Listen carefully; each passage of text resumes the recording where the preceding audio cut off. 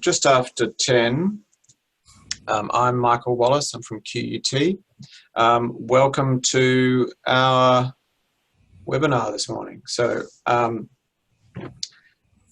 before we kick off, I just thought it's customary here to do an acknowledgement of traditional owners, and I know that you're all around the country, so I guess I'd like to acknowledge traditional owners QUT, but I'd extend that to invite you to acknowledge I'd like to acknowledge that all of the participants are joining from different places and country around Australia. So I'll just start off with that. So QUT acknowledges the Turrbal and Yagara people as the First Nations owners of the lands where QUT now stands.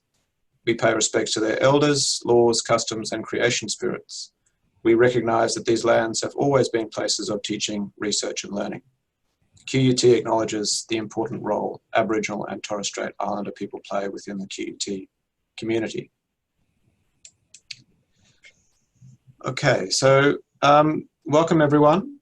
I am the chair of the Client Contact Points and Spaces Working Party. Also on the panel today is Sarah Howard from the Teaching and Learning Support Working Party. She's the co-convener, I guess, of that working party.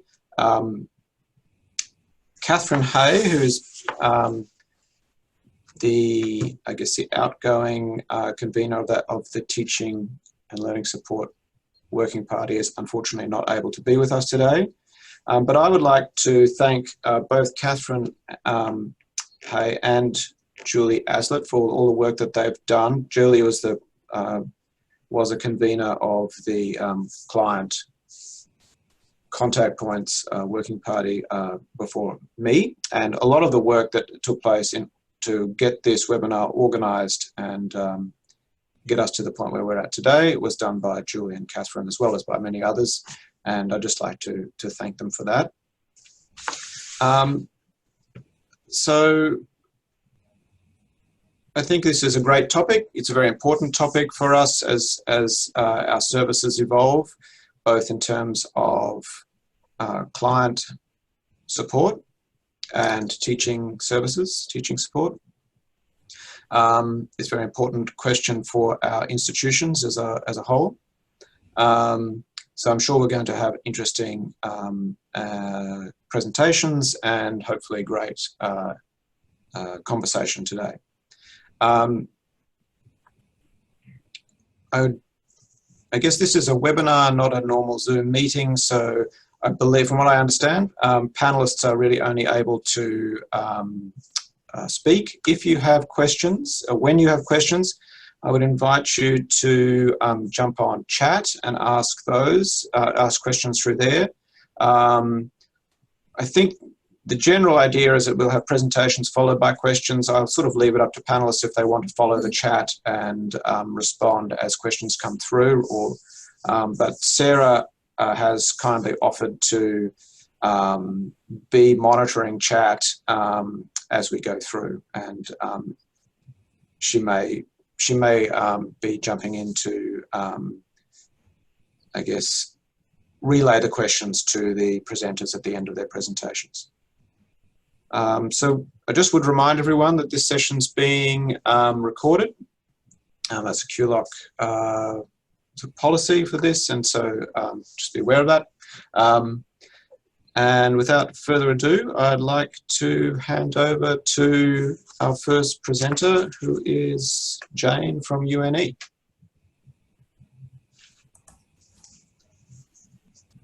Thanks, Adam. Hi, everyone. I'm really looking forward to the talks today. I'm going to show you something.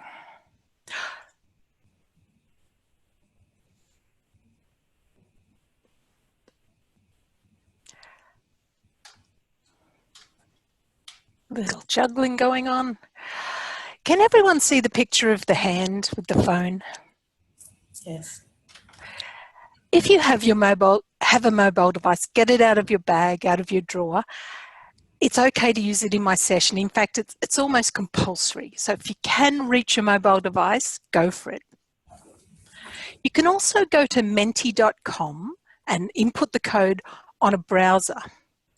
Now, it'd be interesting to see how easy it is to leave something like a Zoom session and get over to a browser and do some activities. And this is what my talk is about.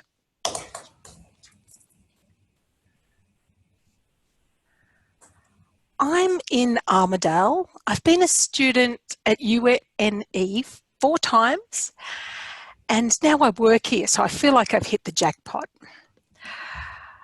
I spent a lot of time in TAFE as a librarian and then a learning technologies officer, so I like to bring technology to my work. Today I want to share with you the joy of teaching via a webinar, share some tips and look at the challenges and get your perspective on the challenges.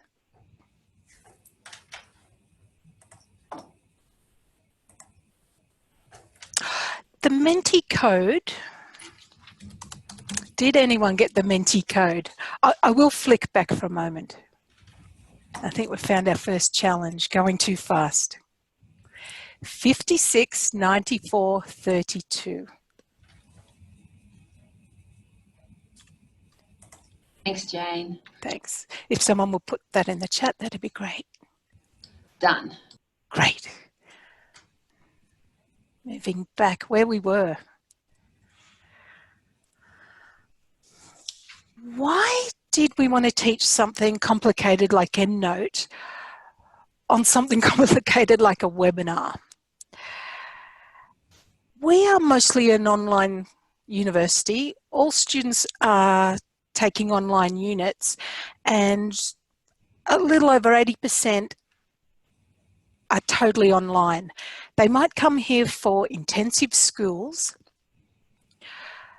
When I last studied at UNE, didn't even have to come to the university. It was totally online. And I've got to say there was a bit of lack of engagement.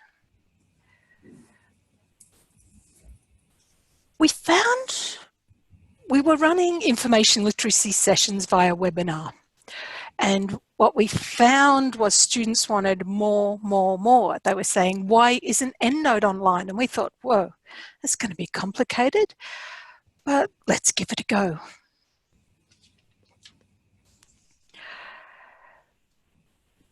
How reliant on lecture recordings are your students?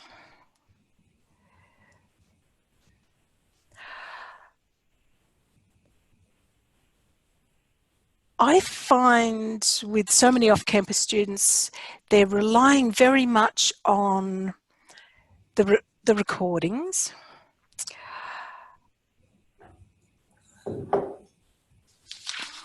Flip a piece of paper.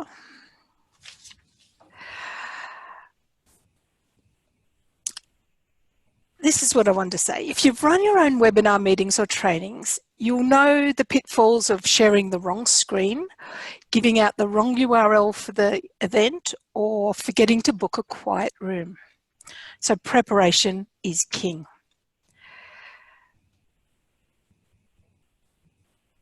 Communication, of course, is important. Do the students have the training files for EndNote? Do they know how to mute their microphones? Often I'll tell them, please mute your microphone, and they'll just say, I have no idea how to do that. What do they expect to get out of the session? Communicate with them. Send them an email before the session and say, I won't be answering all of your EndNote queries, any problems. I won't be troubleshooting all your problems, but we will be going through the basics. The third point is, once you've begun to offer EndNote webinars, where will it end? We offered EndNote Basic for PCs, and wouldn't you know it, they said, where's the Mac version? Then they said, where's the advanced PC? Where's the advanced Mac? We now run 4 EndNote sessions to cover all of those things, most months. We do the MAC just a little less often, but everything else is once a month. When you're looking at where's this going, where is this leading, for us, we think it's leading down the Mendeley route as well. So I think we'll be teaching that via webinar soon as well.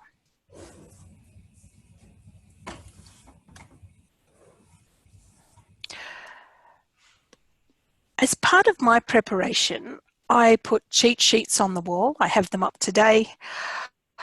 I can't do EndNote activities, run a webinar, and read from a 20-page lesson plan. With having a general overview up on the wall, sometimes I miss something.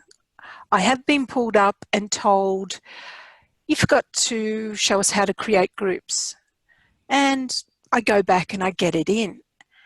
And it was my chat buddy who reminded me.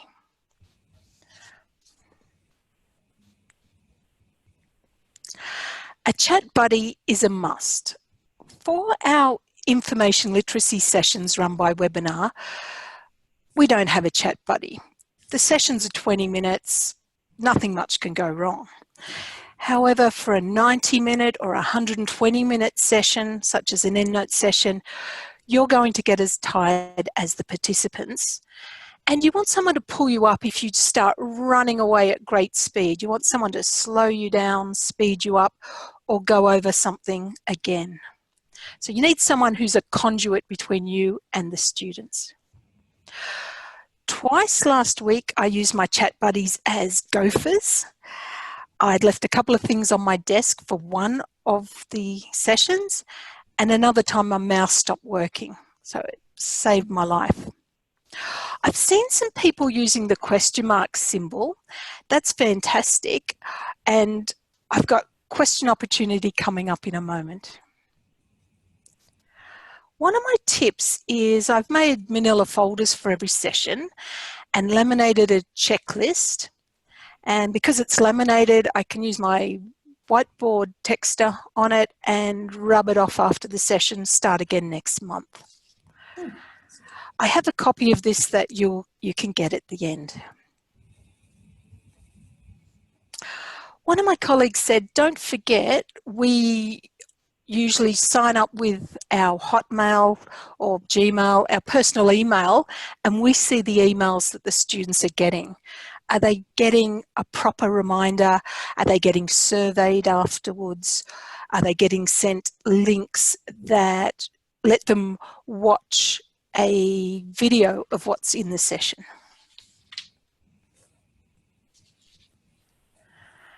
And it is our first of 2 question times. Are there any questions so far? You've got chat, and I don't mind if you can pop your microphone on if you want to. Jane, no questions in the chat box so far. Thank you very much, my chat buddy. So just a reminder, if you were dithering whether or not to grab your mobile device, it now gets really interesting, so it's worth having it. And we're talking about student engagement. For me, it's a huge issue. I put my whole heart into my webinars. I practice sometimes 2 days ahead. Practice.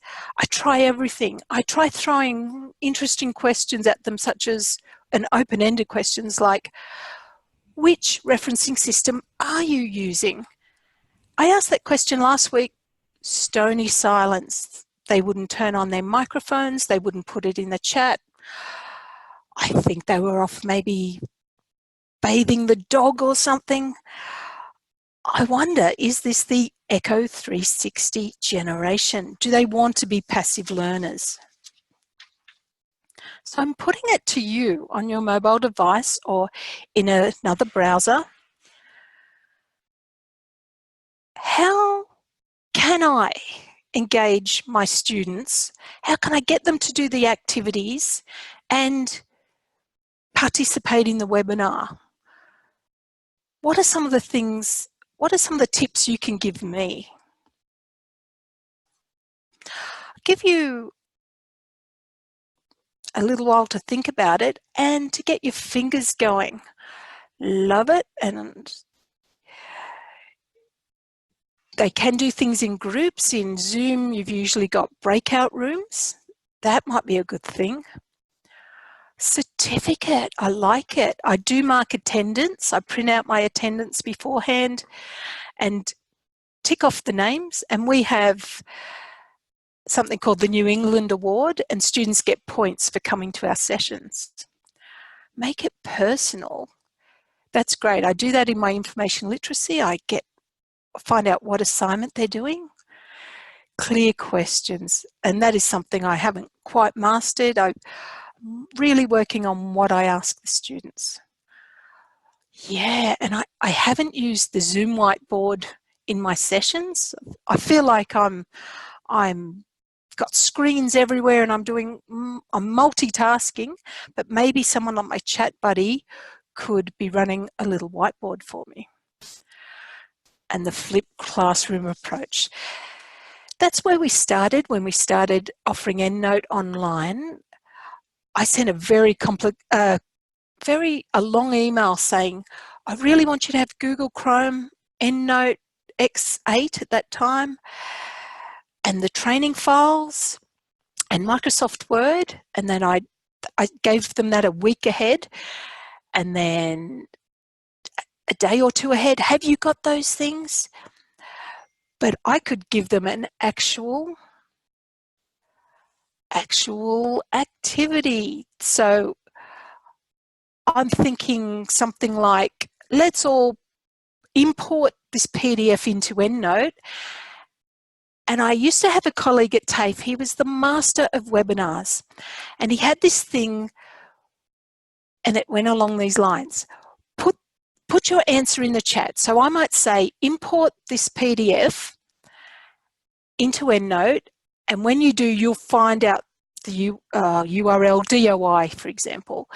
Type the DOI in the chat, but don't press enter, don't press enter.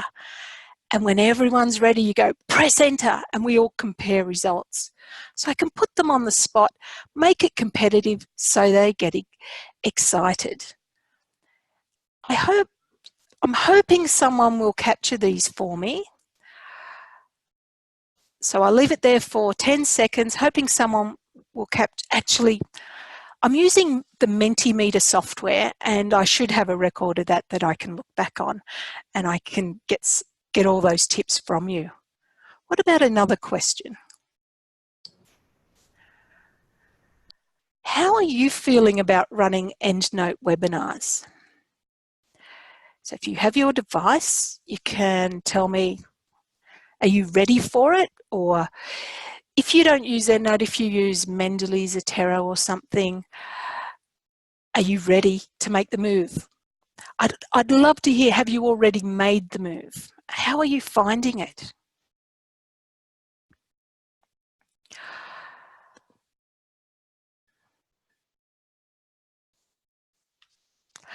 I remember how scared I was the first of these webinars I ran, the EndNote webinars, because it is very much juggling screens and worrying, are the students going to be able to minimize Zoom and open their EndNote and go back to the webinar? They're all going to come along on different operating systems. I've had people come to my Mac session who have PC and vice versa. So I was quite anxious the first one I ran, but now I do minimal preparation. I book the room and turn up, and I'm usually right to go.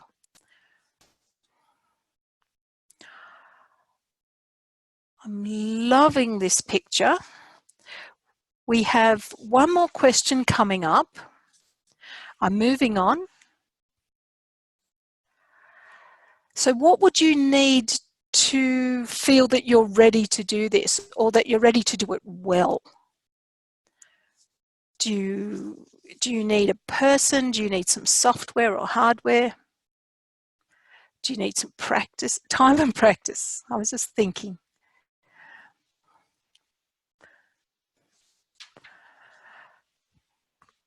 As I listen to our renovation guys rumbling their little trolleys right outside my door, I a quiet room is something I need.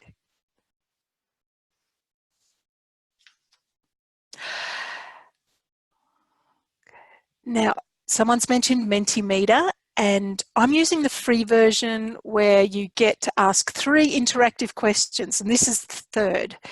So from then on, we're back to slides because I'm not ready to pay for it yet. So technology and time seem to be the 2 big themes there. And let's go on and finish up now. This is the UNE Library's EndNote guide on our FAQs page. We've taken the hour and 20 webinar, turned it into something like 2 20-minute videos, made Mac versions, made advanced versions. On that EndNote, on that LibGuide, we've also got the training files, a little video on how to unzip the files to your desktop. So this is part of the flipped approach. I want the students to be as prepared as possible, but they're just not getting the message. I think I'm going to turn to phoning each one and saying, you know that webinar tomorrow, have you got Word? Have you got Chrome? Have you got everything ready?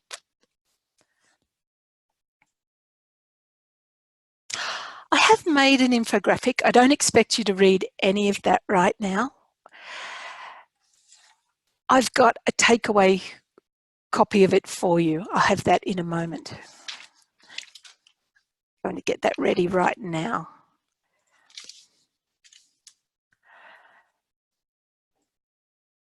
Last call for questions. We're almost out of time. Jane, Emma from QT said that do students have to complete tasks as I do in live workshops? And I guess you kind of answered that already, but just to read out Emma's question. Rowena gave some great feedback, so really everything is resonating with my experience teaching online, and your tips on preparation are great. Maureen and Tanya have asked, how many attendees do you tend to get? Phoning individually doesn't seem sustainable for our 50+ registrations. Okay, let's see if I can get all of those without forgetting. The first time I ran this, we thought the numbers for us were really good. 36 people attended. It's dropped off now as we run it every month. Some of my colleagues cap the number so they can manage the audience, the participants. I sometimes just let it go up to 100. I make 100 seats, but we don't get that many people. Each of our trainers has a different approach. I need the students to do the activities as I do it. So, okay, we're going to create a manual entry, or we're going to import a record, and then I wait while they do it. But I'm not 100% sure. Are they doing it or are they asleep? I'm not getting a lot of feedback from them. One thing I've thought of is asking the student to share your screen with us and we can see, have you done the activity? Maybe I'll go there one day. It's maybe fraught with a little danger. Some of the other questions. So it's very much like our face-to-face session. We're going to import something, we're going to tidy up, we're going to cite while you write. How's that going? So it's very much like a normal session. Some of your questions I've forgotten, and I'll show you on the screen. You can see how to contact my colleagues and I. And I'm going to. Oh, Jane, that was perfect. Thank you. Thank you. I've just realised I've placed a different version of that tiny URL in the chat for you. And I think I missed some of those questions, but I'm going to make room for the next presenter. Thank you, everybody.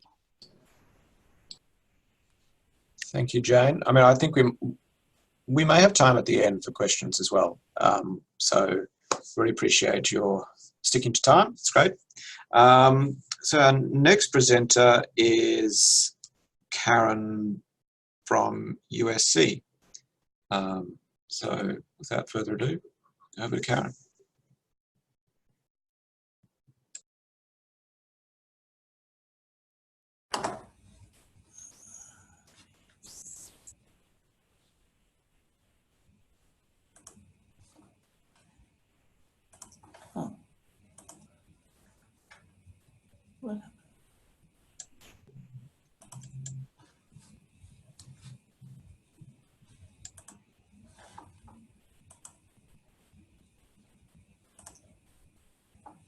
Good morning, everyone. Can everyone hear me okay? Hello? Can everyone hear me? I hope Yes, so. Karen. Yes, Full thank you. screen. Thank you. Great. Okay, my sound was a bit crazy yesterday, so I was just wondering. Okay, well, good morning, everyone. Here on the Sunshine Coast, it's absolutely beautiful day, and I'm looking out the window thinking, I'd like to be outside really, but here we go. So, LibWizard for law students, first year law students in particular, when SpringShare put out this particular product, a few of us could see some advantages in using it. So we dived in and, of course, learnt quite a lot along the way and got better at using LibWizard. So what we did with the first year law students is we wanted to design some tutorials that were interactive and engaging, but also something they could refer back to later, because we were discovering that even though we were having these wonderful workshops, they were coming back later and saying to us, oh, how on earth did you do that again? I can't remember. So what we actually do is create the LibWizards, and they are embedded into their Blackboard so that they can come back and revisit and do those things again. So most of the time we've focused on that fourth area there, which is the tutorials and assessments. And we've been doing this for about 3 or 4 years now, at least 3 that I remember.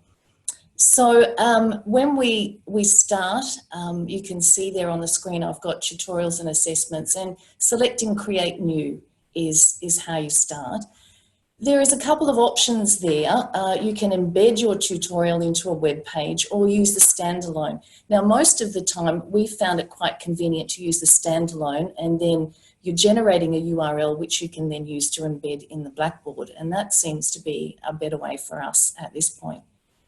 Now, to be perfectly honest, LibWizard is very easy to use, and I'd be so interested to hear other people's experiences about LibWizard and how they've been using it.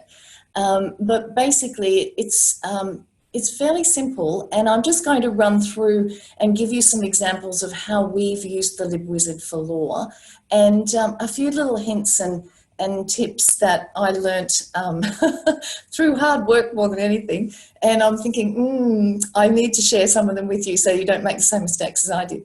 But basically on the left-hand side, you can see here you've got some settings. Now, when I'm working on it, I will leave it private, but most of the work occurs on the right-hand side here. So where you've got your work pad and content area. The preview button is very useful as you're progressing through designing the LibWizard, but the very first thing is your welcome screen. Now, you're able to edit that welcome screen, and then you move down into adding your slides, and then at the end you can do a little bit of a thank you. But your welcome screen, you can see there clearly that you can add images to that. You can add any type of content over here on the left-hand side. This default here, begin, is actually embedded in the LibWizard program as you're going along. So, how did we start off? Well, basically what we did, there's a left-hand side where we can, you can see over here, slide content and descriptions. So this is where I started to generate some content, and I'll show you what that looks like. Slide name and title, important to put that in. And you can see here you've got a lot of different options. So most of the time what I was doing was actually using the image facility, and I'll explain why in a moment, but you can see that there are definitely other options available to you in terms of the content you can push into the LibWizard. So as we started to generate some slides, you can see here what's happening. So you're building up a set of slides here.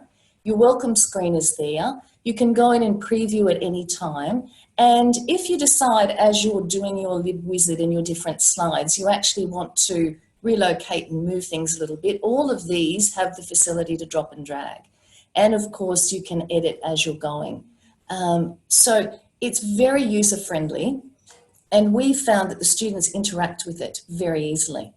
So when I said before I made some mistakes as I was going along, what I actually did was created a PowerPoint first. And in designing that PowerPoint, what it actually allowed me to do was actually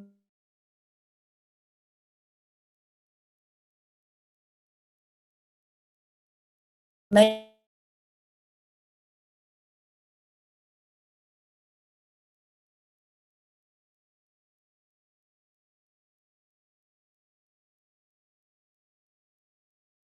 and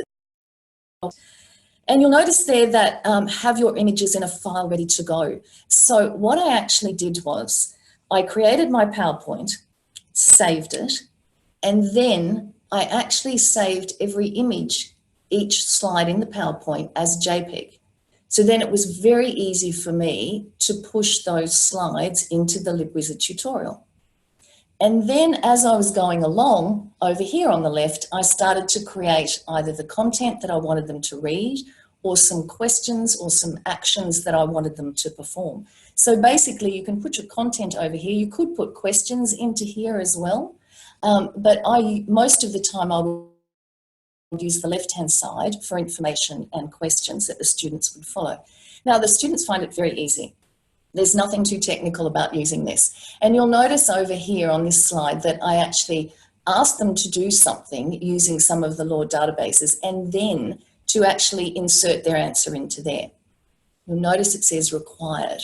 Now you can actually select behind the scenes whether that needs to be required, or even if they get the wrong answer, can they move on? When it's required, it does actually mean that they have to have correct spelling and they must put in the correct answer. We had a few problems with that at times, and just this year we decided to do one LibWizard tutorial where the last slide was actually the answers so that they could go and self-check. And that seems to be working quite well. Now you can also insert active links into your slides. So this slide here in the tutorial is actually our library homepage. And from that page, I've actually inserted the active URL. So the students can use this to actually get into the library homepage and then to do the search and the activity that they're asked to do. So that's another way of approaching the content that you can put into your LibWizard. So there you can see behind the scenes how you actually do that. So you select your website and put in your URL. Nice and easy, really. Now, when you want to add questions and answers into the tutorial, you can see there that on the left-hand side, you have the option add content descriptions, and then a whole heap of things drop down there. So the ones that I find I've been using the most are your one-line text, where you're actually inputting the question. And then, of course, you can see there's an answers properties. So that's where you'll actually put in your answer. And notice there, require correct answer or partial answer, display correct or wrong messages. I found that's useful. Sometimes a student puts something in and you can almost anticipate that they're going to put the wrong answer. So just a little hint, if it's wrong, you can put something into there. The text block over here allows you to actually put just even a short paragraph of information by using that. And the other thing that I've found helpful at times is a question page break. So you could actually put 2 questions onto the one slide with that question break function. So nice little things that you can do to tweak the tutorial.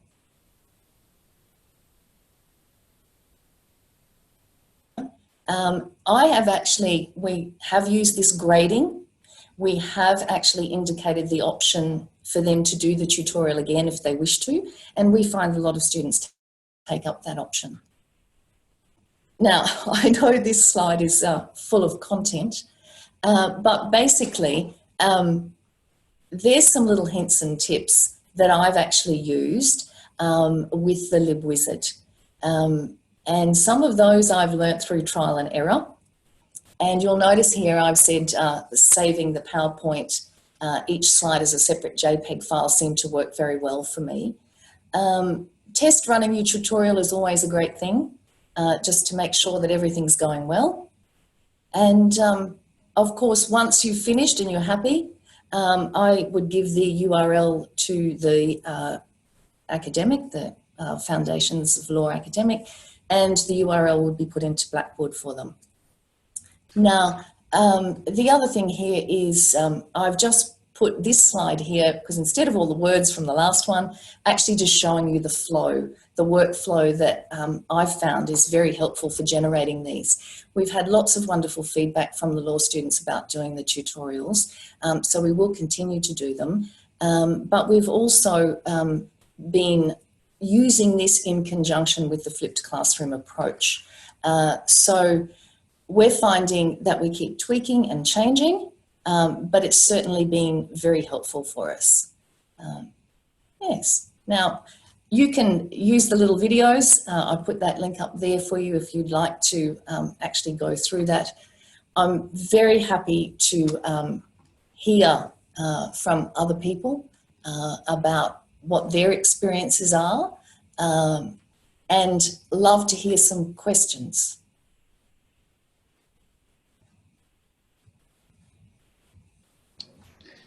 Thanks, Karen. One of our first questions from Peter is, can LibWizard be embedded in an LMS? And I think you did say you pop it into Blackboard or you get your academic. Yes, most definitely. Yes, it can certainly be used in any type of LMS. And we use Blackboard here at USC, yes. Thank you. That was our only question so far on the web chat. That's all right. That sounds fine. I mean, I suppose from my perspective, I'd really love to hear from other people and what they're doing and if they're using LibWizard. We actually have done a series of videos as well that the students must watch before they come into the tutorial and use the LibWizard. So I'd love to know what others are doing. Yes. But thank you for the opportunity to share that. And I hope it was practical. I wanted to make it more of a little how-to really, so that if you wanted to try it, that hopefully they'll give you enough confidence to go ahead and do something. But thank you, everyone.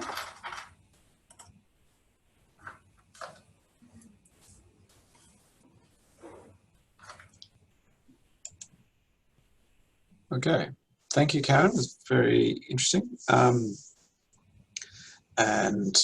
Look, as I said, there'll be some time for questions at the end. Now, I would just like to, so our next presenter is Rowena from USQ. Just check with Rowena, how are you going there? Are you ready to jump in? You're on mute at the moment. Sorry, Michael and everybody. That's all right. All of a sudden the Try not to make my transitions too abrupt so that you have some the share button's gone. So let's have a look. Here we go. All righty, I want to share screen one. Okay, excellent. I have to encourage myself as I go. All right. So thanks everyone so far. Today I'll be talking about how I used a nursing pedagogy to teach academic integrity online. And I'd just like you to think for a moment, I really appreciate everyone's time. You might like to think about what's in this for you. If you teach nurses, then you might be interested in the whole philosophies of this caring science and everything that underpins it.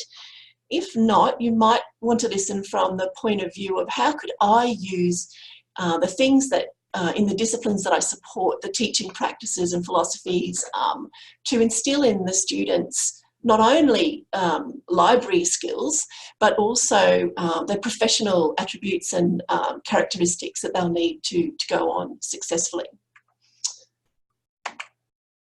All right, so my context at USQ is our cohorts generally are mature-aged, often first in family, and they may often speak English as a second language, and about 70% of our students are online.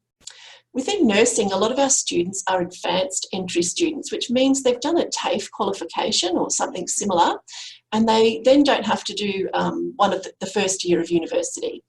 So they get that advanced entry. The students that I'm particularly talking about are 90 students in nursing who were involved in a academic misconduct procedure at the end of semester 2, 2017. So an assignment they handed in, they just did, a lot of them made terrible mistakes with their APA and they got hauled in front of the academic misconduct people. So helping these 90 students are two library staff specialists. That's me, the librarian, and also we had a learning advisor, Bronwyn Dixon. So looking at the resources and what was happening, faculty and library, we designed a strategy together that we would provide a session, a support session, and the students could choose to complete this if they wanted, and they get an opportunity to resubmit their assignment and gain a pass for that assessment. And at the same time, we had someone visit USQ by invitation of the nursing faculty, Sarah Horton-Deutsch. And she's actually someone who talks about this caring science. And I attended one of her sessions, mainly because I wasn't sure that they'd be able to use the technology for the Zoom and so on, because we had a new room. But I learned a lot and decided that it would be really appropriate to use this to teach the students in this situation. So the philosophy underpinning the caring science, it's basically about loving kindness and how to be kind to yourself and very caring with students. And it obviously comes from nursing, where that's really vitally important. But the caring science folks say, no, you can use this not just for nursing, but also for teaching nursing and teaching nursing online. So I'd just be using this and then using that in the library. They use the metaphor of an orange to kind of, if you like to get that from another sort of understanding, that we love oranges. The skin of the orange is essential for the growth of the fruit, and the skin of the orange in my situation would be the library skills that the students need to know, and also the academic writing skills in Bronwyn, the learning advisors perspective. So, you know, how to do the nuts and bolts of APA referencing. But really what we want with the orange is we want the juice and the flesh, which in our case would be that sense of connection with someone who cares about you and your learning, who is understanding that you're in a bit of a tricky situation and can provide some assistance and is willing to accept you, that sort of thing. That's another way of looking at it. And the caring science folk have actually done a lot of research on this, and they've decided that there are 4 particular practices that we can use in online education to create all of this, to fulfill all those philosophies. And if you look at them, there's nothing really rocket science there, or nothing new, I suppose, that we might not want to do anyway, perhaps except for sharing the self, which is something that I tried. I'll explain that later. And I did find a little bit confronting perhaps, but most of it's pretty straightforward. And like a lot of teaching practices or pedagogies and so on, students also have responsibilities in that online environment. And I've put that here because we really need as educators to provide students those opportunities to do this. So to communicate with each other and share their experiences to help others and so on. So what did that all look like? So I pulled that all together with the assistance of Bronwyn Dixon, who I say she's not here with me anymore. She's moved to another position, but she was really great putting up with me and all the woo-woo. So we created a class. We had 86 students come to 8 online classes, which we provided via Zoom, and between 5 and 23 per class. In the invitations I sent out, I provided all of those options for the students, instructions on how to register, what to expect, and how I'd communicate to the examiner, because I felt that they would probably be feeling a bit of uncomfortable, trepidation and so on. So I just wanted to be really gentle and just let them know that everything was going to be okay and what they would expect. In the class itself, I shared a very shameful APA story that I had up front and centre, and that's what I did feel really vulnerable about. And I didn't even know whether it was worth it or the students could care less about my story. But actually it turned out they did. And every class that I taught, there was a gasp or a bit of a nervous giggle or, oh my goodness. And it really did help break the ice and let the students know, look, we're all in the same boat. We're all learning APA. It's a lifelong thing, you know, and we'll keep going with it. And this is just a starting point, a new beginning, and off we go. In the class itself, unlike today, I limited the teacher talk, and I really had an emphasis on peer interactions in those breakout rooms in Zoom. So starting with Bronnie and I, we introduced ourselves, and then we broke the students up straight away into groups of 3 or 4, depending on the class, and they introduced themselves, and there was a series of little, like nice little icebreaker questions that they could choose to answer. So 86 students in S2 2017, 60 students in 6 classes, pretty much the same. We've got some students coming from education. The faculty there heard about it and wanted in on it, so I said yes, of course. And this time round, not all of the students had been pinged for academic misconduct, I suppose. Some of them had just been told, look, you might need a bit of a hand, go to this class. So a little bit of a change in focus there. Semester 2, 2018, it was right down to 11 students in 2 classes. I don't think it's because we did a terrible job. I think it's because of some really proactive work being done by the schools here around the curriculum, like on a big level of where they put different courses to capture those students coming a bit later and so on. And also having us in early, embedding a lot of this work within the courses and so on. And also the library, there's fantastic work being done throughout the library on academic integrity. And I think it's really having results.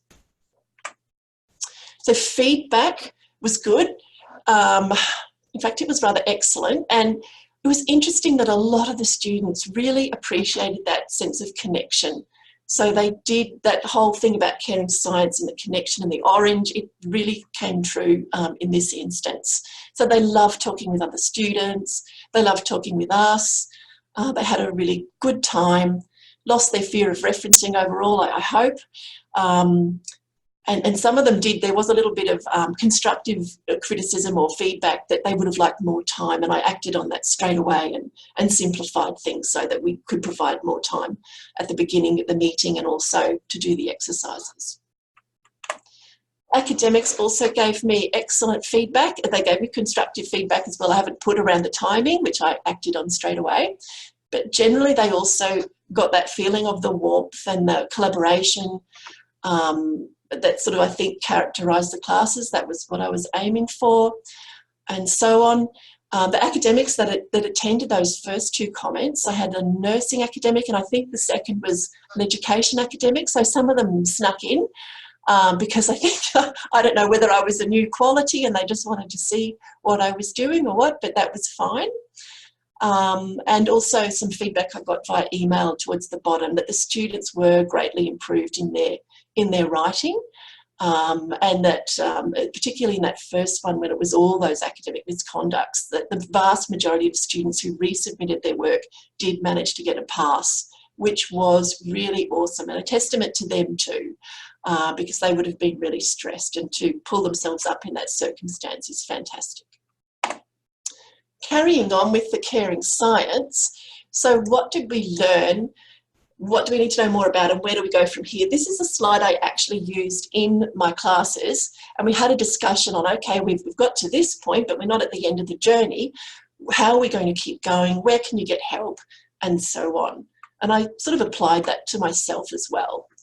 So I noted that in this situation, the caring science model was really awesome, and it worked so well to pay attention both to the philosophy as well as the nuts and bolts on top. Hello, I've got chats. Is that my 5 minutes to go? Thanks, Michael. Technical skills needed consideration. As I've mentioned, I needed to make more times, and I needed to make those instructions really simple and activities simple, not only clear, but also simple, because online, particularly in a stressed environment, just takes a bit longer for people to kind of come to grips with things. Would this work with other students? Where else can I apply it? And are those issues around connection to the library and other students common to all online students? Are some questions that I want to need to know more about, and from that I've gone on further. So I've completed a caring science MOOC. These are run free online, and I'm just watching the questions. Start putting your questions in chat. I can see the chat to the left, which is what I always say to my students. That's why I'm looking to the left. Yes, so if you're in the health area, you can do the Caring Science MOOC for free. There's another one coming up in September. I've also provided client support training, so for our wonderful library officers who work on the desk and so on, both online and face-to-face, using this philosophy. It's really gentle, and they've very much enjoyed it, and being able to ask questions and not feel silly or anything like that. Also in the proactive work that I'm doing on my own and with my wonderful new learning advisor, Kate Derrington. We're doing more referencing, finding information, particularly with Kate, this online weekly study support. And we've going a bit further with further scholarship. So looking at the work of Cathy Stone from University of Western Sydney and looking to evaluate our work with an online engagement framework that's being developed here at USQ. So that's where we're going from here with all of this. So sorry I flew through that. Way too many slides. I apologise. I'm just so excited about all of this that I go over the top. Are there any questions about this? Rowena, we didn't get any questions in the general chat, but perhaps people sent them to you privately. Oh, no, I didn't see any privately. So that's okay. Oh, here we go. Who offers the MOOC? So the MOOC's actually offered by Jean Watson's society. So she's got a big online website and I think it's a research institute actually. So if you just Googled Caring Science MOOC, you would find it, or you're welcome to give me an email at rowena.mcgregor@usq.edu and I'll get those details to you. No problems. Oh, thanks, Lyndall.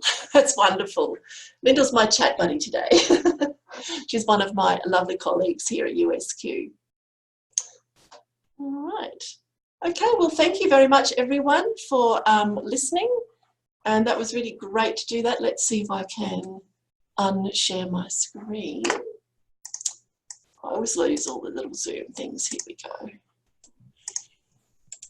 That was great. Should be right. Okay.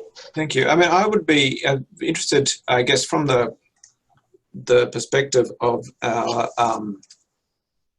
client contact side of things, about what you mentioned, how you've done training for, the, I guess, client service staff, the people who do deal with students one-to-one, whether online. And so that sounds quite interesting to me. Did you do that training yourself?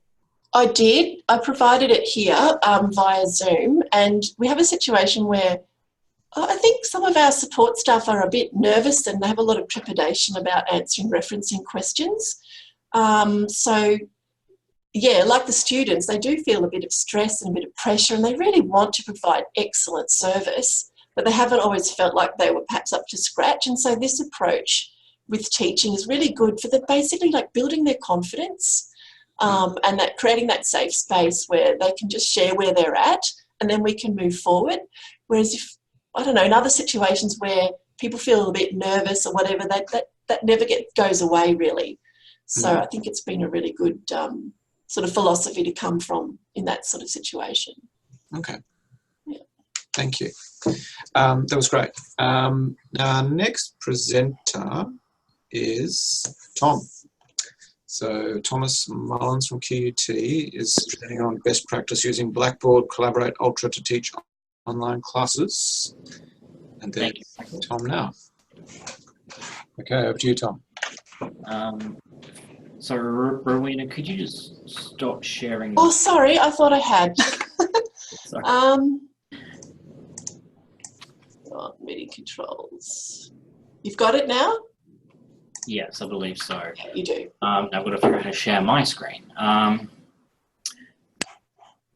I'll mute. Here we are. Okay.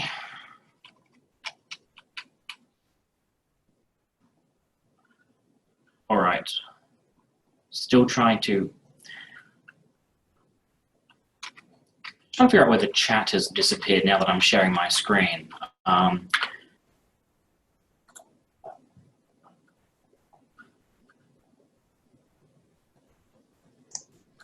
Have you got the little 3 buttons with the more?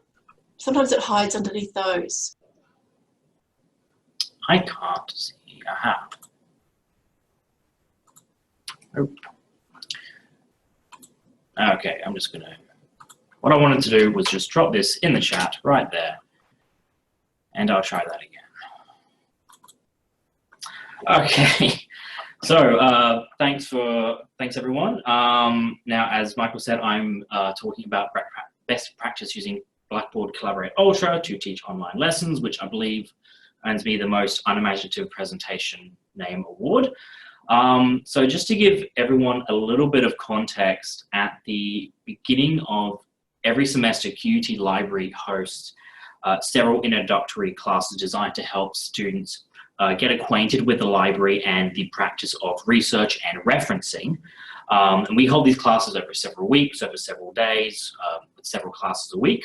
And our main tool for teaching are these interactive workshop slides that's the link. I put a link to one of those presentations into the chat, so you're more than welcome to explore that if you will, though that's not the main focus of what I'm speaking about today. So while most of these classes are physical, they're physical face-to-face lessons, we also hold online classes for students who work full-time, are external, or just didn't feel like coming into uni that day. So we use Blackboard Collaborate Ultra to host these online classes, which is basically online conferencing software that comes with Blackboard. I quite like Blackboard Collaborate Ultra. I find it very easy to use. It's very user-friendly, and it's extremely similar to most other webinar softwares, for example, Zoom, except that Collaborate Ultra is purple. That's one of the main differences. So when I started looking into the potential best practices using Collaborate Ultra as an online classroom, I found that two main elements stood out to me. The first is staff skills and knowledge, or a staff's personal, digital, and pedagogical literacy, things staff need to be aware of during an online session. The other was humanization, which I think we'll find is very similar to what Rowena just spoke about, in that it's connecting with students to engage them, increase the success and effectiveness of the online session. So with the staff skills and knowledge, some of us as teachers or presenters feel more comfortable and are more dynamic in a physical environment than a virtual one. However, some of us might feel the opposite. As much as I feel that I'm very good at giving online presentations, I prefer physical because it helps me to think when I'm walking around the room.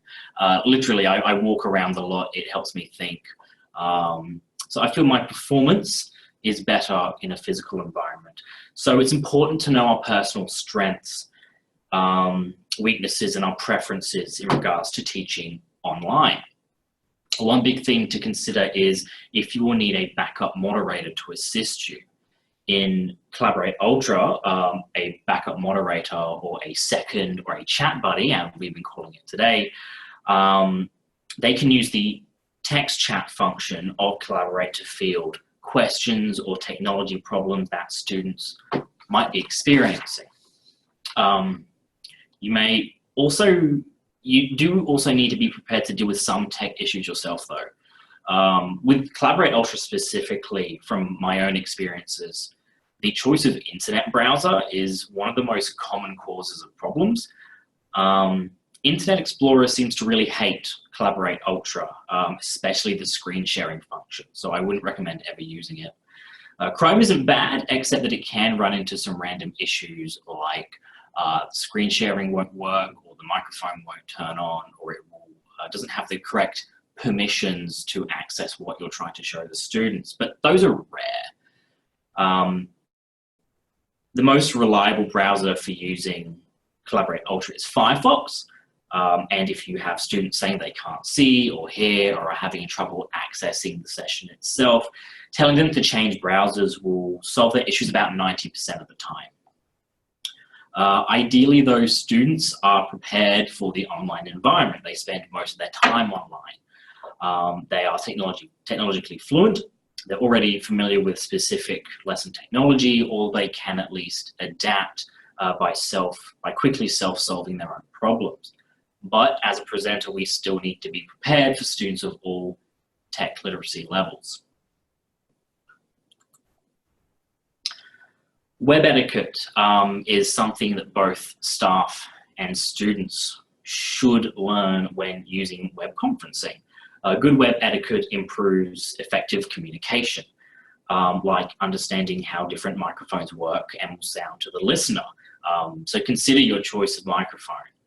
A headset is going to sound miles better than the dodgy embedded microphone in your PC box with all that whirring going on. And a dedicated conferencing mic, like the one I'm using right now, is even better. So even something simple as knowing not to constantly adjust or fiddle with your headset can greatly affect the engagement and enjoyment of the listener of the lesson. Written online communication has also become a lot more complex with the use of emoticons and pictographic language, adding not just expression to text, but tone, intent, and even subtext. The meanings of different emojis can be different to people of different age groups and even backgrounds. How are you doing today with the smiley face carries a much different connotation than how are you doing today with a winky face. The smiley face is generally considered pretty innocent and a way to add a lightness of tone to text, whereas the winky face can indicate a certain level of intimacy. This may not always be your intention, and I feel that students are often aware that that's not your intention, but it can still make them feel uncomfortable, especially if they've experienced poor behavior in the past using these actual pictograms. So consider your presentation area. Be aware of what the students are seeing through your screen sharing software. Reduce clutter from students' view and move personal information like emails to a different window or just close them off completely. Using a two-screen setup can really help a lot with this, especially as Collaborate Ultra screen sharing options allow you to share just a single screen or even a single program. So you can use your second screen to have up things you don't want the student to see or you don't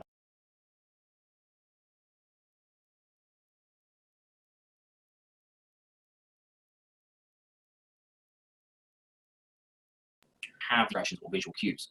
And remember to keep a conversation.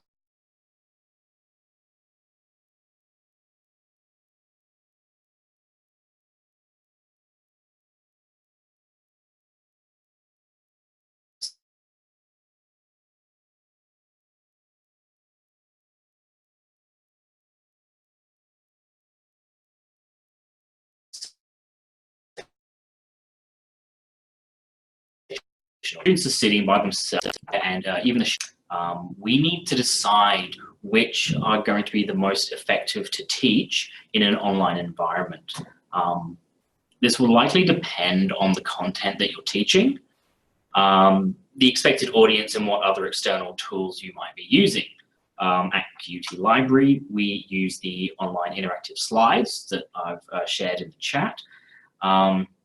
These slides are already very interactive, so using Collaborate Ultra's whiteboard feature isn't particularly necessary for us. It would just be using a feature for the sake of using it without actually adding anything to the lesson itself. Collaborate Ultra's tool options give us a lot of decisions to make. Do we mute students or do we let them speak freely using a microphone? Do we restrict the chat? Do we have our camera on? I think some of this is personal preference, but we also need to consider some of the options that will humanize that learning experience. So humanization, I really like these classes that we do at the beginning of each semester. I think that they are very enabling for students. My colleague, Matt Fletcher, said it in a way that I really love. He said these sessions are about bringing students through the first rituals of academic practice, easing them into concepts like referencing and research, methods that might be foreign to them because they just haven't had the opportunity to experience them yet. We even have postgrads and research students attend our basic Library 101 sessions. So it is in our best interests to make sure that all of our students feel welcome and supported and not like they're in a test, or that they should be embarrassed when they don't know how to do something like use Boolean effectively. This can be a challenge when delivering these sessions online. Presenting online means we lack the personal connection to our audience. We can't make eye contact or gesture to emphasize a point. We can't gauge facial reactions very well. Even with a camera, a lot of that personability is lost. So we need to humanize the learning experience for our students. Humanizing means to reduce the psychological distance between students and instructors. Unfortunately, there is no increase charisma button in Collaborate Ultra. A lot of it does come down to your own delivery or performance. But it's more than just sounding interesting, although that does help a lot. We need to show warmth and support. We need to encourage communication and student input. We need to use humor and self-disclosure to create personal connections. These are called immediacy behaviors. They create an appearance of closeness and they remove barriers to engagement. Much like Rowena's mentioning that she has the APA story that she tells her students to get them into a more warmer, more human environment. Students can have anxiety about the different technologies and the expectations of the learning in that online format. They might not know what to do. So spending a few minutes at the beginning of a session explaining how the software works, the available tools to them, and giving clear instructions on where they can post and how they can communicate to not just the presenter, but to other students in that session. It can help alleviate some of that anxiety. You can even have a slide or an image with these instructions posted up at the very beginning of the lesson or prior to the lesson. Let them know that they are allowed to speak up, that they are allowed to ask questions and even interrupt if need be. Encourage them to not just stay silent, but you do need to be explicit about this. Get them to post answers or even just emoticons in the chat to show that they can hear you, that they understand a concept, or even emoticons to potentially gauge a level of understanding or confidence in something. I know that I personally have a habit of speaking too quickly, so I let students know at the very beginning of a session that it's okay to tell me to slow down or repeat myself. I even do that in my physical classes as well. So it's recommended to detail a clear purpose to your lesson, establish a definite beginning and end, giving clear instructions and expectations, and giving opportunities for them to give feedback. This can improve student confidence in their knowledge, their retention of the concepts, and their learning motivations. So I believe this brings me basically to the end.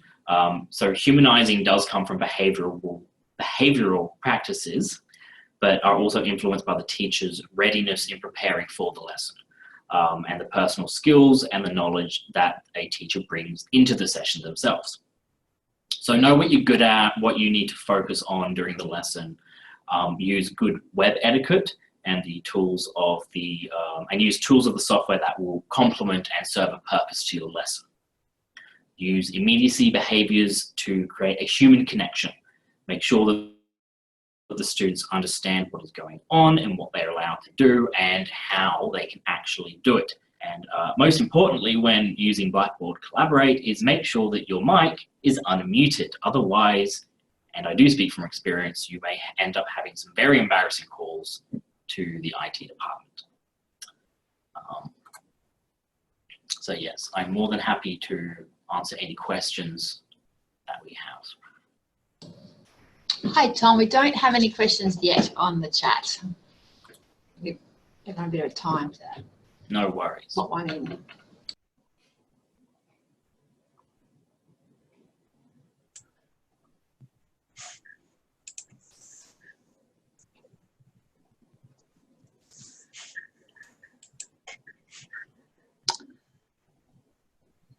I would, I don't know, but it's not so much a question for Tom, but it's a sort of a question for everyone else.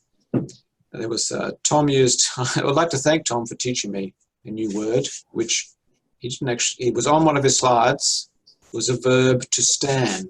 I've not heard before. And I'd like to, I wondered if anyone would catch that. Well, you know me, I can't not notice those things, and I will share the definition, which is actually a word that's now in the Oxford English Dictionary. So it's I guess that gives it a certain authority now. I will happily share that definition with everyone on the chat. But that was great. Thank you, Tom. Thank you. Again, there will be time for questions at the end. I think the next session we have is our panel session. So if there are no questions currently, I will hand over to our 4 panelists, and over to you. Thank you. Thank you very much. Share my screen. There we go. All right. So we are going to chat about chat today, and I'm Maureen from Southern Cross University.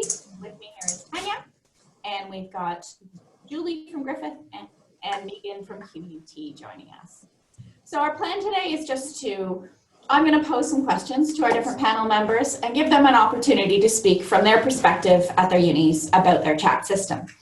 At the end, we will have an opportunity for questions from the audience, so feel free to pop them in the chat window, but if we ignore you, we might come back to them later. So we'll start off. With QUT. Megan, can you just walk us through your chat setup? Talk about how clients access it, how your service is covered, and how you cover your roster. Yeah, sure. So our chat service has changed a little bit in the last few years with the changes that we've experienced with the introduction of our HiQ service. But essentially we use, I'll talk a bit more about HiQ in a minute, but we use Right Now as our chat service, which we also use for our answering email questions. With staff, the library staff chat 9 a.m. till 8 p.m. Monday to Friday. We don't staff chat on the weekends or into any further extended hours, but QUT does have another chat service as part of HiQ that runs outside of our staffed hours, if that makes sense. So HiQ is basic, most of you might know, is our one-stop shop service that deals with IT, student administration and library queries at a general tier 1, tier 2 level. So we have very much a tiered service at QUT. HiQ manage those tier 1, tier 2 queries, and the library is one of the tier 3 specialist partners in that student service system. Our chat service is a little bit different because students can access our chat service directly. They don't have to go via HiQ. So we do field tier 1, tier 2 and tier 3 queries on chat. But outside, as I said, outside of those hours, HiQ will take any library query that comes up. Students or clients, so our chat service is open to anyone, so not just QUT students or staff, but members of the public as well. They can access it either from the library help page, or we also have a pop-up chat box as well that appears on most of the library's pages on our website. So if students are browsing, our little chat box will pop up asking if they need help. I've done a bit of looking at our stats, and the majority of our chats come from one of those boxes rather than our main link on the Need Help page. This is a new service that we've put in this year in order to try and get more, can't think of my word, to increase our chat usage, I guess. And evidence seems to be saying that it is useful. It means that students don't have to go to a separate, nowhere to go to find that link in order to make contact with us, which is great. Our chat is staffed by our team of library advisors at QUT. And I've got 30 seconds to go, so I'm going to rush through this really quickly. It's staffed across both our main branches at Kelvin Grove and Gardens Point, and Law Library as well. Our rostering, we share our chat roster fairly equally. We staff people 1 hour to 2 hours maximum, usually, sometimes 3 hours. And rostering is difficult. We are, as it is for a lot of people, I'm sure, there are challenges in making sure we have enough staff available, making sure that staff get breaks and things like that. So it's a challenge that we're constantly trying to balance as well. My 30 seconds. Thank you so much, Megan. Tanya, did you have any comments? I've got a few. Thank you, Maureen. Hi, everyone. Our clients at SCU, we use LibChat, SpringShare's product, and they access chat via a widget that we have on a number of different library web pages, the library catalogue, and within the LMS and on our LibGuides. It's a pop-up widget on all of those pages except for the LibGuides, which we had originally as a pop-up but stopped at doing that. I'll talk about that more later. It's staffed by librarians across all 3 campus libraries, and they're rostered on to monitor and answer the chats. Chat shifts are generally for 2 hours at a time, and we staff it from 9 until 7 Monday to Thursday until 6 o'clock on Fridays, all day Saturdays, and from 1 until 5 on Sunday afternoons. And that covers the majority of our opening hours. That's through session. It does vary when we're not in session. The chat roster that we've got is combined with our on-call roster as well. So that as well is across all 3 campuses with the librarians sharing that. We don't have a tiered service as such for our chats, but anything that is more complex, we refer it either to the on-call librarian or onto a liaison librarian or other staff as required. Thank you. Thanks, Tanya. Julie, would you like to talk to us from the Griffiths perspective? Yes, certainly will. We have, like QUT and Southern Cross, we use Right Now, and we have proactive chat and a link from our website. Our proactive chat is only on specific sites because we currently don't transfer chats to our second tier support. Therefore, the web pages that do have proactive chat are those we feel confident that most questions should be able to be resolved by our first tier service. The staff that monitor chat is what we refer to as first tier. They are our frontline library services staff that look after the library service points, emails and phones. Although having a tiered library service, second tier being our learning and teaching librarians and our research specialists along with our learning advisors, these groups don't currently use chat. Our chat hours are the same as our service point hours, including weekends. However, we don't advertise our hours, our chat hours. It gives us some breathing space because our priority really is staffing the desk if something goes wrong, unplanned leave, for example. Agents can only answer 1 chat at a time. How we cover our rosters, I feel for you, Megan, we are in the same boat, I think. All frontline library staff are rostered onto chat. And we have 6 libraries. Each library has an allocated day of the week that they are responsible for. Although there's only 5 days, everyone looks after it on weekends. Queensland College of Art and Conservatorium share a day. We have a stipulation that a minimum of 2 staff need to be rostered on it during our library services hours, and staff from any other library that are seating the work area can log on to and just monitor, just in case. From 4 p.m. In the afternoons until we close, all libraries are responsible for looking after the chat because we try not to have it on the desk and they're the only people left, and I'm getting the big signal that my time is over. So that's it. Thanks, Julie. I'm a bit of a whipcracker at the time clock. All right, we're going to move on to Tanya again and ask us to talk about balancing the expectations between a quick response from someone asking a question on chat versus how do you teach things? Thanks, Maureen. So when we first implemented chat, we after probably, I can't remember how many months, a few months, we decided that our widget popped up way too quickly and we weren't really giving students the opportunity to find the answers to some of the questions themselves. So we increased that time that the widget popped up on most of our pages, and we stopped it altogether on our LibGuides because in particular we thought it wasn't, it was too easy for them when they were trying to answer a referencing question to just type in a chat and not actually read the information that was there on the LibGuide.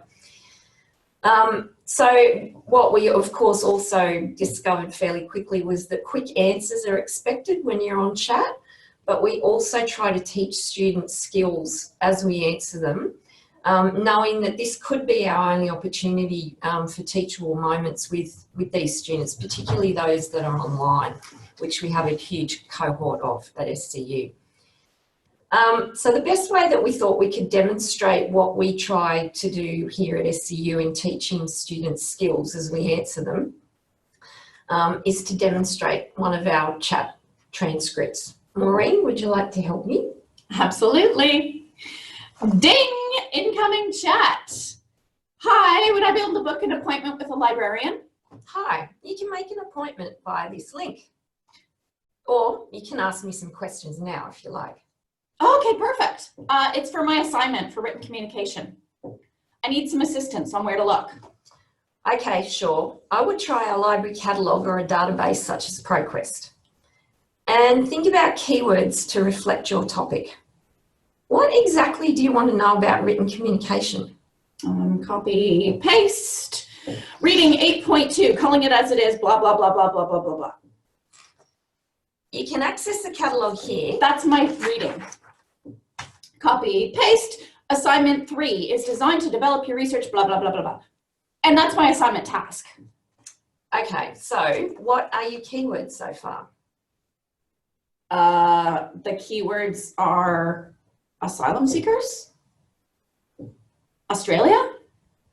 Okay, why don't you try using quotation marks around asylum seeker and link different ideas with and in capitals, and link different synonyms with or in capitals.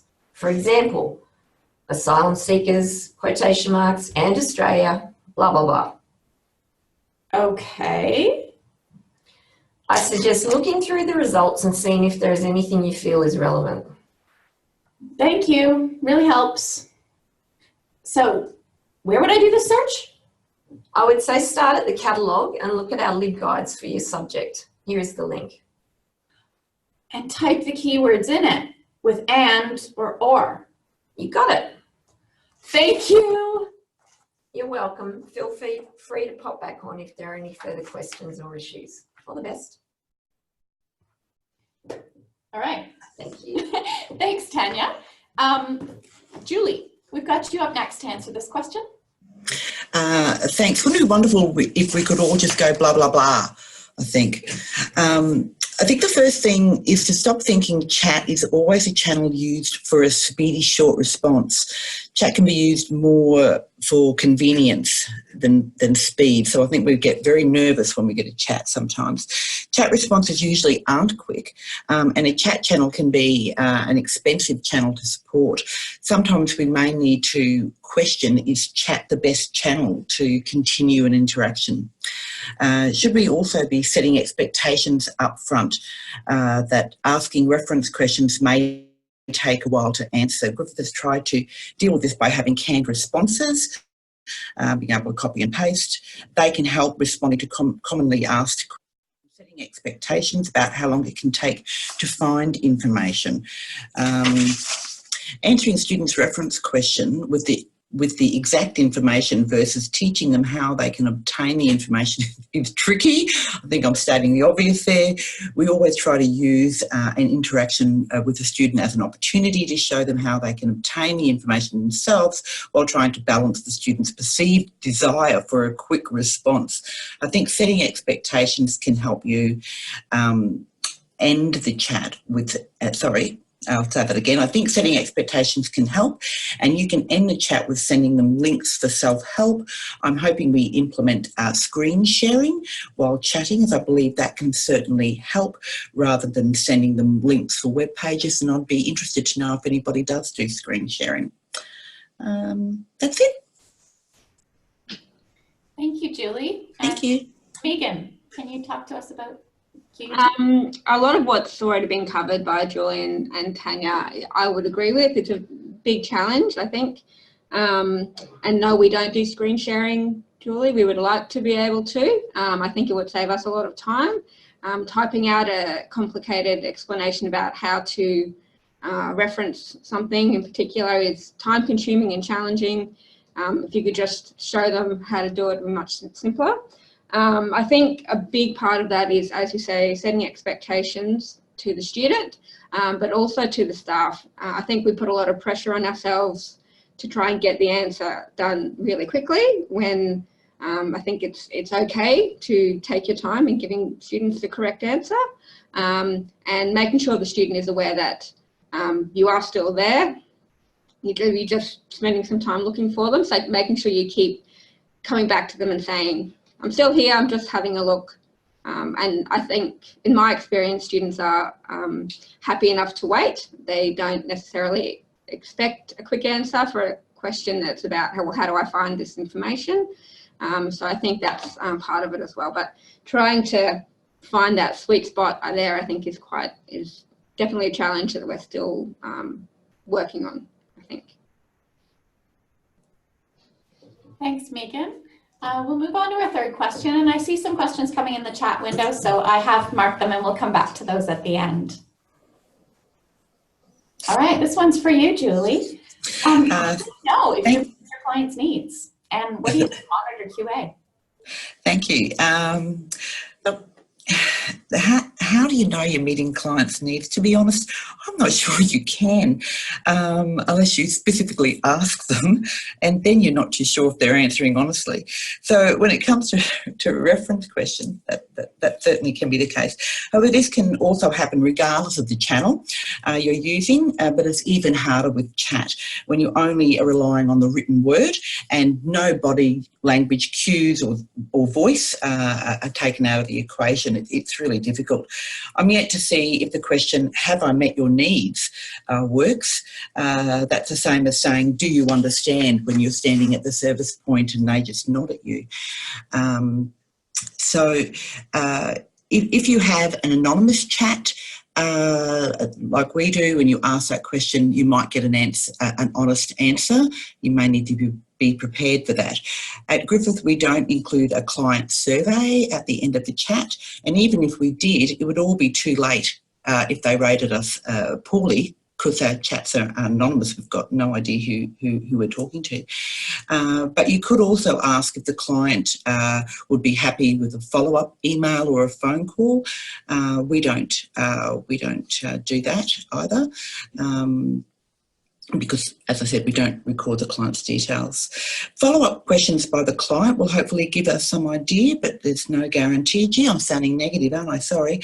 I think meeting clients' needs is something that you can take a while regarding chat, as it's the lessons learned from monitoring chat interactions and also learning from other libraries to see if they have any tips, just like what we're doing now in this webinar. This also leads to the next question, which is, what do you do to monitor quality assurance? At Griffith, we have introduced a quality assurance monitoring activity. We select 2 teaching weeks each trimester. We have 3 teaching sessions per year, and we've selected weeks 3 and 7, and we review every chat interaction during those periods. Although not using a formal performance measuring tool, there's one out there called READ, Reference Effort Assessment Data. It's been around for a while. It's not focusing on chat or virtual, but we use a similar components from that type of measurement.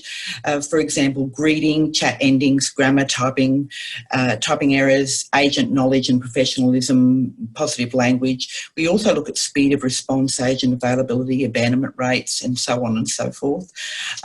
We also compare the results with the previous evaluation periods that we did.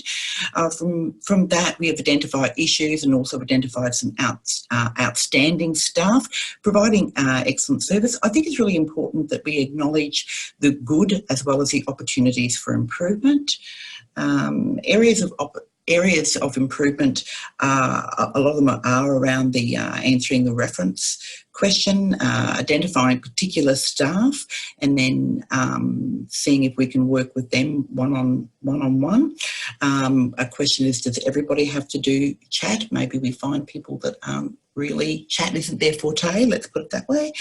We found that agents need to ask more questions, don't make assumptions, especially around clarifying what the client needs, better promotion of self-help options, and agents directing clients to consultations instead of trying to use self-help. And from all of that, we've come out with a little quick guide that the staff have next to them and it's just like a little flow chart of keep these things in mind when you're answering chat questions.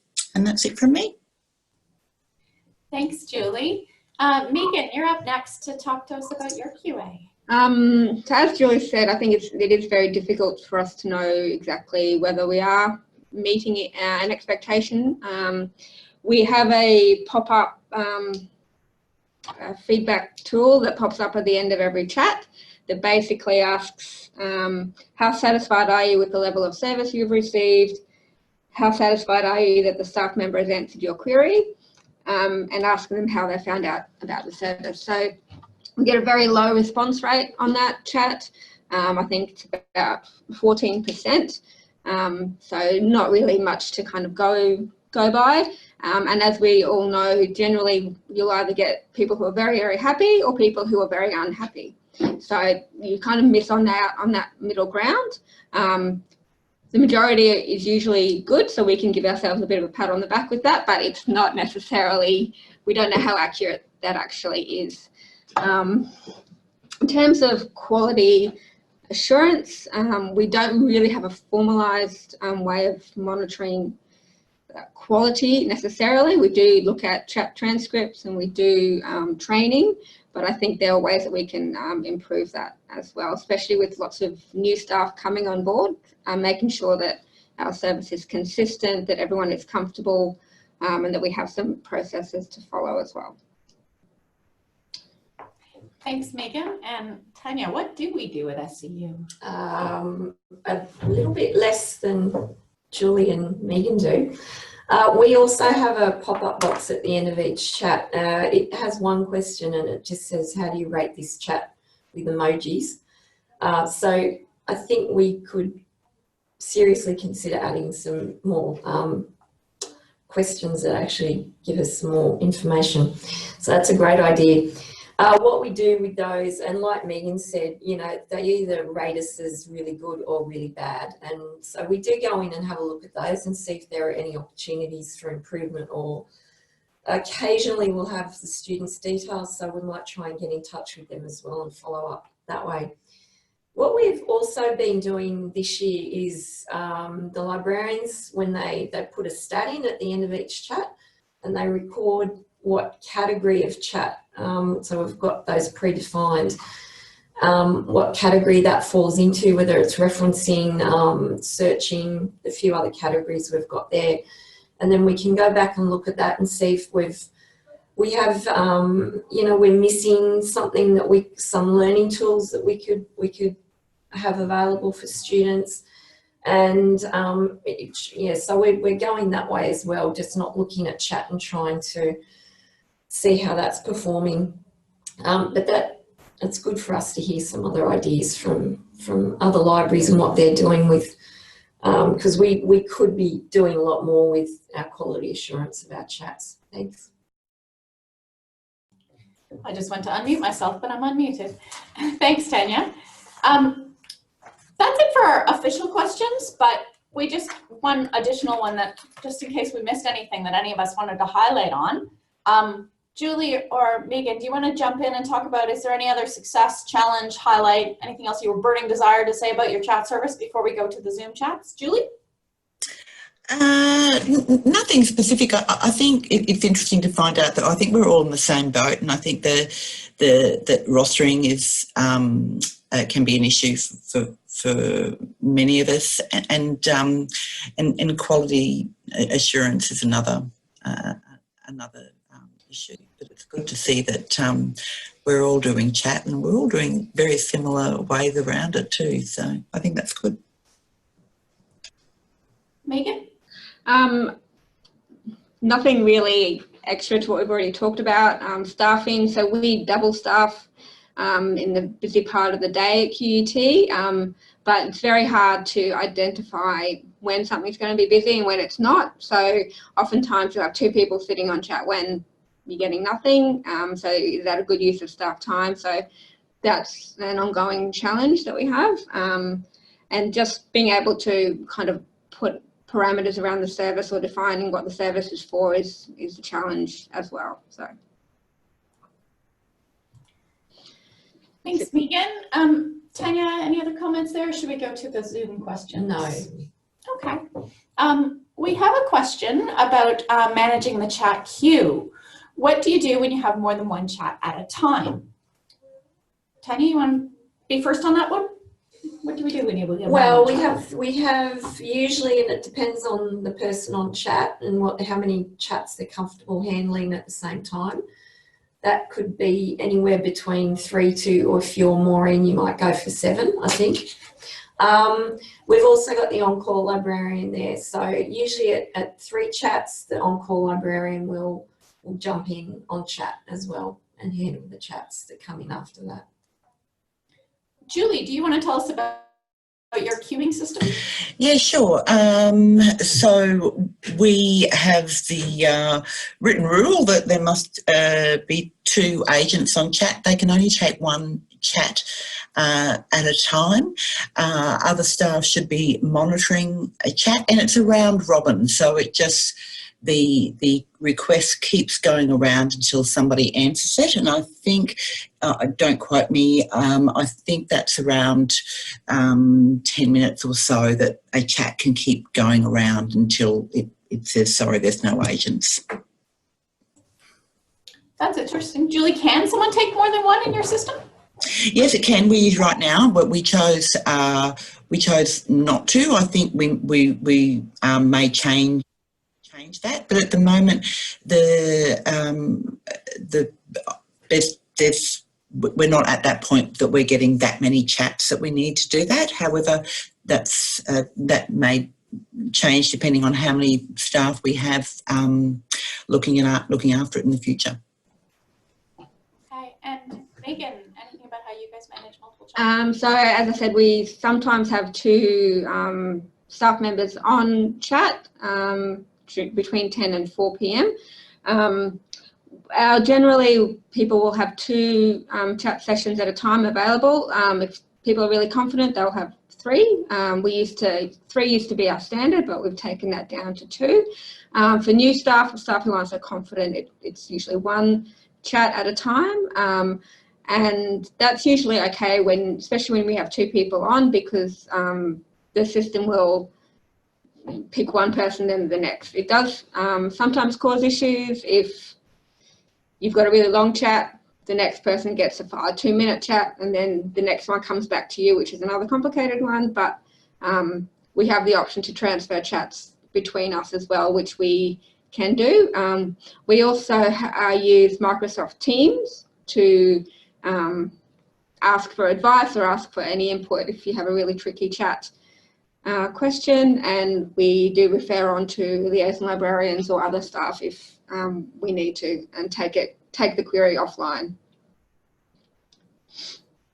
Thank you. I was just going to mention that the LibChat through SpringShare that we use, that doesn't have a queuing system, so we can sort of set ourselves away as such, but it will still dim. So they just come in all the time and don't get allocated as well.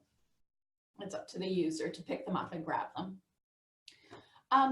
Just going back to the queue of questions, there's just some discussion in the chat about QUT and screen sharing.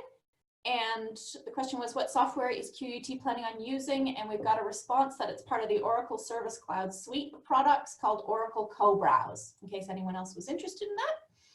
And I think that was it in terms of questions. Just a comment, someone loves the idea of one chat at a time.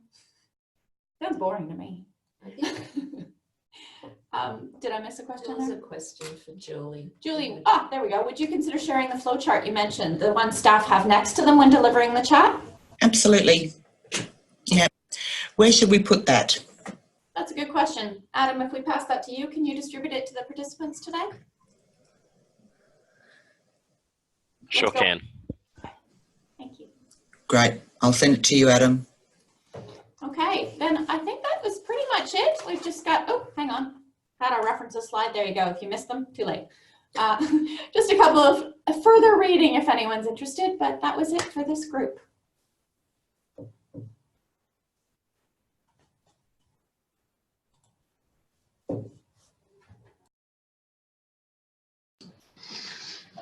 Thank you so much. Fabulous panel session. We've actually got some time, don't we, Michael, so that people can ask any other questions generally about today's webinar. So feel free to pop your chats in the Zoom chat box. We're getting some lovely thank yous, everyone.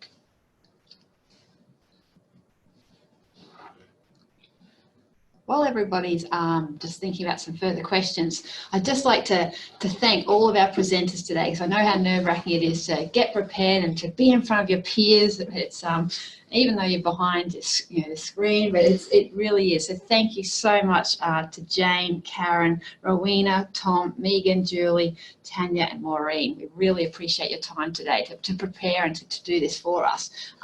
If you don't have any questions for them, these wonderful guys now, don't forget you can perhaps reach out to them by email, contact them another time. But I'd also like to thank Catherine Hay and also Julie and Michael and Adam for preparing today's webinar. I have learnt a lot, so I can't wait to explore Jane's tool Menti and Mentimeter more, and LibWizard, thanks Karen, and in particular to the caring science philosophy that Rowena shared with us. So, but everyone else as well, it's just been a terrific session. So as I stop rambling, I'm having a peek at our chats and we don't have any other questions yet, but I would just like to jump in and reiterate what you've just said, Sarah. Thank you to all of our presenters. It's been great. I think the whole experience is kind of like an endorsement of how well everyone is actually delivering services online. The fact that we've been able to run this relatively complex webinar, and we've had quite a few attendees, which has been great. The numbers have been really good. So thank you to our attendees as well. And yes, thanks Adam for helping make sure this thing happened in the background there. Thank you all.